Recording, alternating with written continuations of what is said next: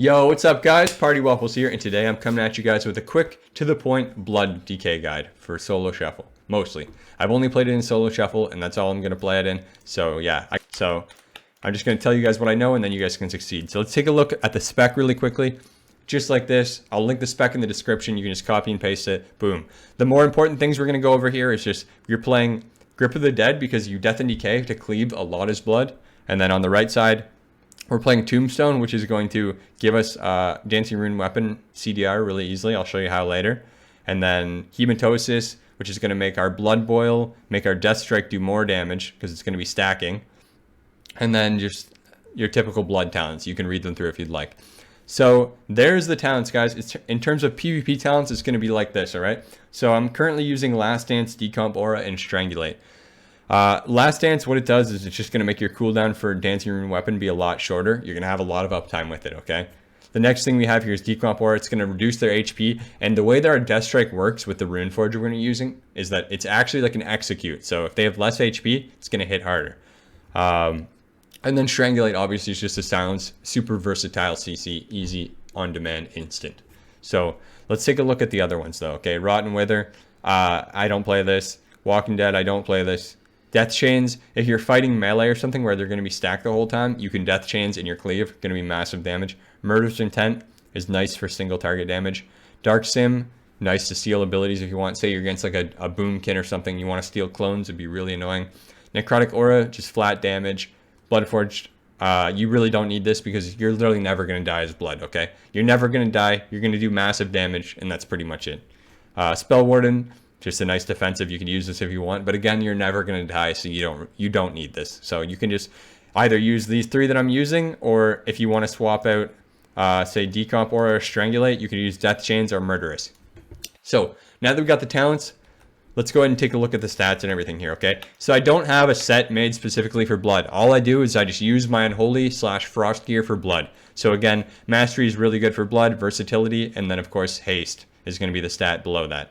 I don't stack too much haste for blood because you already get haste from having your bone shield charges up.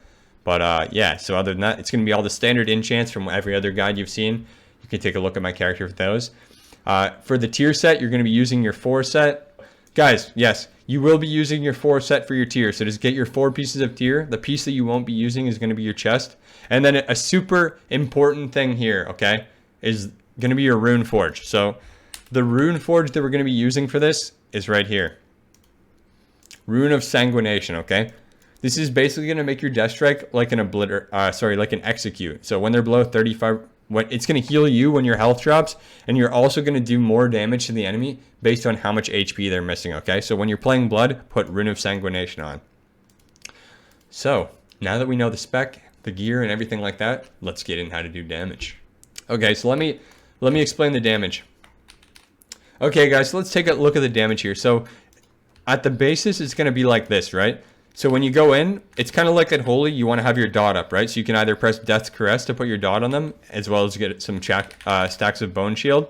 Or if they're as a group of people, you can Blood Boil to apply your dot. But so you're going to apply your dot, and then you're going to put up your Bone Shield charges, right? So you could go, a nice rotation, you can go in there, open with Death's Caress, Marrow Rend 3 times, boom, you got your 10 bone charges. So number 1, those give you armor. Number 2, they give you haste. So the main things to do here is keep your dot on them, try to keep your bone shield charges up. After that, it's pretty simple. It just comes down to Heart Striking to build your runic power, and then Death Strike to spend your runic power, or Death Coil if they're ranged, or it's a ranged totem or something like that. But so build runic power with Heart Strike, Blood Boil, and Death Strike, and then just keep your dot up and keep your bone shield up, right? And that's it. Keep your bone shield, keep your everything up. So after you do that, and then it's literally just spam Heart Strikes to cleave people, and then Death Strike. Heart Strikes, Death Strikes, right? Just manage your runic power. Another thing here, though, is Death and Decay. So when you want to drop Death and Decay under you as much as possible, because number 1, it's giving you haste. Number 2, it's going to make your Heart Strikes cleave on everyone inside of the Death and Decay. Okay, so drop Death and Decay, and then just cleave, and then just Death Strikes. Again, the more HP they're missing, the Death Strike is going to execute them. So if you can cleave them down with Heart Strike and Blood Boil, and stack your Hemostasis, stack that, and then just cleave them down, and then you can drop a huge Death Strike with your stacks. So As far as bursting goes, again, it's the same thing, right? Just have them all stacked, and then drop your Death and Decay, drop your Dancing Rune weapon. After your Dancing Rune weapon's out, put your dot up because it's going to apply extra charges, and then just be cleaving with your Dancing Rune weapon, Death Striking. Heart Striking, Death Striking, right? Heart Strike, Death Strike. Just cleaving in your Death and Decay. It's pretty simple and straightforward.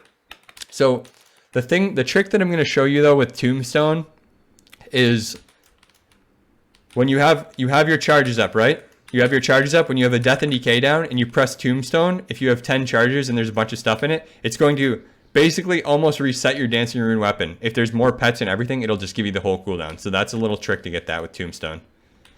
Tombstone basically resets your Dancing Rune weapon, and it also does damage. So make sure you have Bone Shield charges at least 5 when you use your Tombstone though, and then you'll get that back basically right away. And then obviously your Empowered Rune weapon, you're just going to drop the Empowered Rune weapon and the A-Bomb limb on top of everything while you're cleaving with your Dancing Rune weapon out. Your Blood Tap, if you're low on runes and you need runes to Marrow Rend or whatever, you can just Blood Tap to get those, so pretty convenient. Alright chat, there it is guys. That's basically it, man. Like that's what I just explained to you guys is literally all that I knew about Blood to get almost number one. I was almost number one. I was 1 game away, then I choked, but that's literally all that I knew to get to it. So with that information that I just supplied you guys, you can literally get rank 1 Blood solo shuffle.